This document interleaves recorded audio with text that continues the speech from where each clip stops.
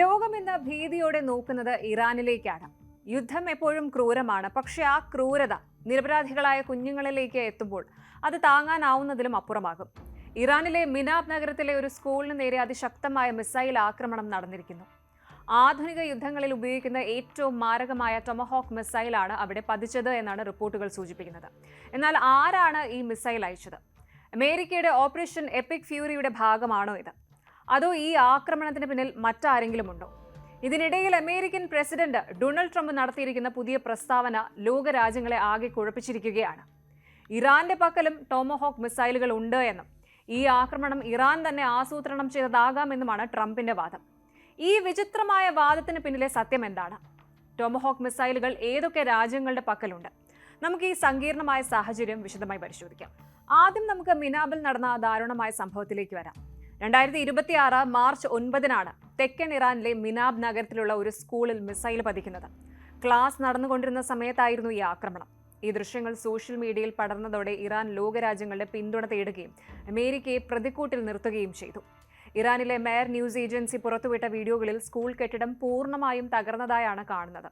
Investigative ഏജൻസിയായ ബെല്ലിംഗ്കാറ്റ ഈ വീഡിയോകൾ പരിശോധിച്ചപ്പോൾ അത് സത്യമാണ് എന്ന് സ്ഥിരീകരിച്ചിട്ടുണ്ട്.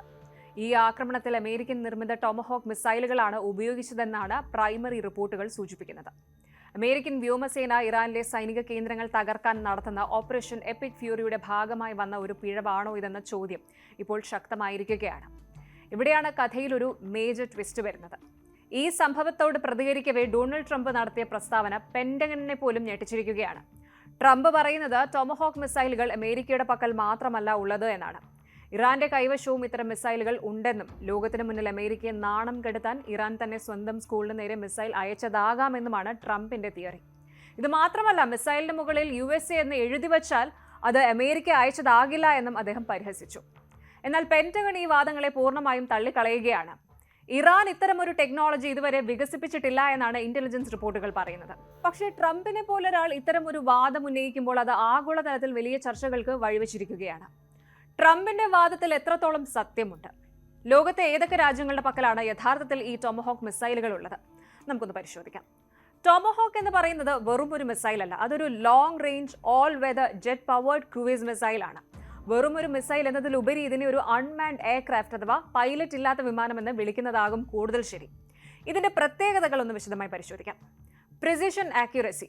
കിലോമീറ്ററുകൾ അകലെ നിന്ന് വിക്ഷേപിച്ചാലും ഒരു കെട്ടിടത്തിന്റെ ജനലിലൂടെ കൃത്യമായി അകത്തേക്ക് കയറാൻ ഇതിന് സാധിക്കും. അത്രത്തോളം കൃത്യതയാണ് ഇതിനുള്ളത്.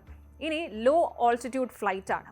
ശത്രുക്കളുടെ റഡാറുകളുടെ കണ്ണിൽ പെടാതിരിക്കാൻ ഭൂമിയോട് വളരെ ചേർന്നാണ് ഇത് പറക്കുന്നത്. അതായത് മലനിരകൾക്കും കെട്ടിടങ്ങൾക്കും ഇടയിലൂടെ നൂഴ്ന്നിറങ്ങാൻ ഇതിന് സാധിക്കും. All weather capability. മഴയായാലും മഞ്ഞായാലും കടുത്ത വെയിലായാലും ഏതൊരു സാഹചര്യത്തിലും ഒരു തടസ്സവും ഇല്ലാതെ ലക്ഷ്യസ്ഥാനത്തേക്ക് കുതിക്കാൻ ഈ മിസൈലിന് സാധിക്കും. ലോയ്റ്ററിംഗ് എബിലിറ്റി ആണ് ഇതിന്റെ ഏറ്റവും പുതിയ വേർഷനുകൾക്ക് ലക്ഷ്യസ്ഥാനത്തിന് മുകളിൽ കുറച്ചുനേരം വട്ടം ചുറ്റി പറക്കാനും ലോയ്റ്റർ ചെയ്യാനും കൃത്യമായി സമയം നോക്കി മാത്രം ആക്രമിക്കാനും സാധിക്കും. അതായത് വിക്ഷേപിച്ച ശേഷം വേണമെങ്കിൽ ഇതിന്റെ ലക്ഷ്യസ്ഥാനം മാറ്റാനും പൈലറ്റിന് കഴിയും. കോടിക്കണക്കിന് രൂപ വിലയുള്ള ഈ ഹൈടെക് ആയുധമാണ് ഇറാനിലെ ഒരു സാധാരണ സ്കൂളിൽ പതിച്ചിരിക്കുന്നത്. ഇത്രയും കൃത്യതയുള്ള ഒരു മിസൈൽ എങ്ങനെ ഒരു സ്കൂളിൽ പതിച്ചു? അതോ മിസൈലിന്റെ ഗതി മാറ്റാൻ ആരെങ്കിലും ശ്രമിച്ചതാണോ? ഇവിടെയാണ് ദുരൂഹത ഏറുന്നത്. കപ്പലുകളിൽ നിന്നും അന്തർവാഹിനികളിൽ നിന്നുമാണ് ഇത് വിക്ഷേപിക്കുന്നത്. നിലവിൽ അമേരിക്കയെ കൂടാതെ യുണൈറ്റഡ് കിങ്ഡം, UK മാത്രമാണ് ഇത് ഔദ്യോഗികമായി ഉപയോഗിക്കുന്നത്. എന്നാൽ അടുത്തിടെ ഓസ്ട്രേലിയ, ജപ്പാൻ, നെതർലാൻഡ്സ് എന്നീ രാജ്യങ്ങൾ ഈ മിസൈലുകൾ വാങ്ങാൻ അമേരിക്കയുമായി കരാറിൽ ഒപ്പിട്ടിട്ടുണ്ട്. പലരും സംശയിക്കുന്നത് പോലെ ഇസ്രായേലിന്റെ പക്കൽ പോലും ടോമഹോക്ക് മിസൈലുകൾ ഇല്ല. ഇസ്രായേൽ സ്വന്തമായി വികസിപ്പിച്ചെടുത്ത മിസൈലുകളാണ് ഉപയോഗിക്കുന്നത്. അപ്പോൾ ട്രംപ് പറയുന്നത് പോലെ ഇറാന്റെ കൈവശം ഈ മിസൈൽ എത്താൻ ഒരു വഴിയും ഇല്ല എന്നാണ് ഡിഫൻസ് എക്സ്പേർട്സ് പറയുന്നത്. ഒരുപക്ഷെ ബ്ലാക്ക് മാർക്കറ്റ് വഴി എത്തിയതാകാമെന്ന ചില ഊഹാപോഹങ്ങൾ ഉണ്ടെങ്കിലും അതിന് കൃത്യമായ തെളിവുകളില്ല. അമേരിക്കയുടെ ഓപ്പറേഷൻ എപ്പിക് ഫ്യൂറി ഇപ്പോൾ വലിയൊരു പ്രതിസന്ധിയിലാണ്. ഇറാന്റെ ന്യൂക്ലിയർ സൈറ്റുകളും സൈനിക ആസ്ഥാനങ്ങളും തകർക്കുക എന്നതായിരുന്നു ഈ ഓപ്പറേഷന്റെ ലക്ഷ്യം. എന്നാൽ ഒരു സ്കൂളിന് നേരെ മിസൈൽ പതിച്ചത് അമേരിക്കയുടെ ഇമേജിനെ സാരമായി ബാധിച്ചിട്ടുണ്ട്. പെന്റഗൺ പറയുന്നത് തങ്ങൾ ടോമഹോക്ക് മിസൈലുകൾ ഉപയോഗിക്കുന്നുണ്ടെങ്കിലും സിവിലിയൻ ഏരിയകൾ ലക്ഷ്യം വെച്ചിട്ടില്ല എന്നാണ്. മിസൈലിന് സംഭവിച്ച ടെക്നിക്കൽ എറർ ആണോ അതോ മറ്റേതെങ്കിലും രാജ്യം പ്രകോപനം സൃഷ്ടിക്കാൻ ചെയ്തതാണോ എന്ന് അന്വേഷിക്കുകയാണ് എന്നവർ വ്യക്തമാക്കുന്നു. പക്ഷേ ഇറാൻ വിടാൻ തയ്യാറല്ല. ഇത് തങ്ങൾക്കെതിരെയുള്ള വംശഹത്യ ആണ് എന്നാണ് ഇറാന്റെ ആരോപണം. ഈ ഒരു സംഭവം ലോകക്രമത്തെ തന്നെ മാറ്റിമറിക്കാൻ സാധ്യതയുണ്ട്. ഇറാൻ ഇസ്രായേൽ യുദ്ധം ഒരു മൂന്നാം ലോക മഹായുദ്ധത്തിലേക്ക് പോകുമോ എന്ന ഭീതി നിലനിൽക്കെ അമേരിക്കൻ മിസൈൽ ഒരു സ്കൂളിൽ പതിച്ചത് ചൈനയെയും റഷ്യയും പ്രകോപിച്ചിട്ടുണ്ട്. റഷ്യ ഇതിനോടകം തന്നെ അമേരിക്കയുടെ ക്രൂരതയ്ക്കെതിരെ ഐക്യരാഷ്ട്രസഭയിൽ രംഗത്തെത്തിക്കഴിഞ്ഞു.